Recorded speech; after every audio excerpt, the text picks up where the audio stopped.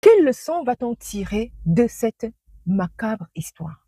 Voilà, quelqu'un qui vient tranquillement des États-Unis pour venir investir avec un seul souhait de réussir. Et même il a réussi il a vraiment donné du travail à pas mal de personnes à Limbé. Le voilà 6 pieds sous terre. J'aide qui? Est-ce que cette personne est digne de mon aide? Mais en plus, qu'est-ce que la personne va faire avec mon aide? La deuxième question. La personne fera quoi de mon aide? Est-ce que la personne est capable de fructifier positivement l'aide que je vais lui apporter? Ou alors il va la fructifier négativement comme le cas là.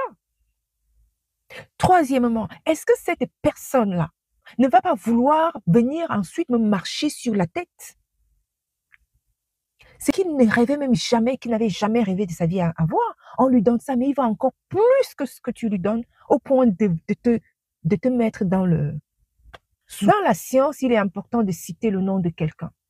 C'est logique, c'est normal. La personne a contribué à ton papier, la personne a contribué à une revue, la personne a contribué à une publication. C'est le minimum, c'est de citer cette personne. C'est ça la loi de la science.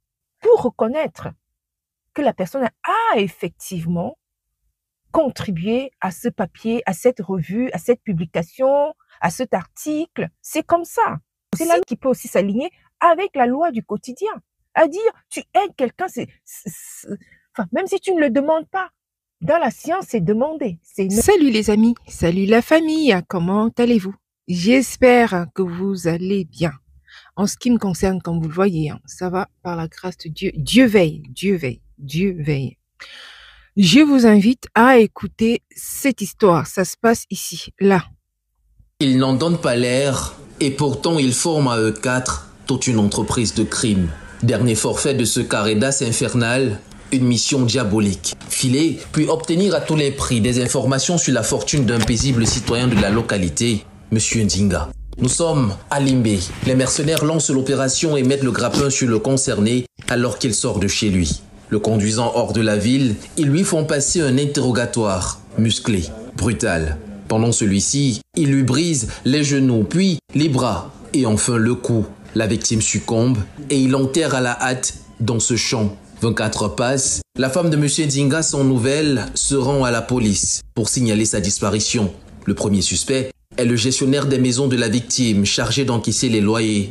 Ce dernier est interpellé et finit par passer aux aveux. Il est le commanditaire de cette opération criminelle. Le cerveau arrêté, il livre les membres qui ont exécuté la sale besogne, lesquels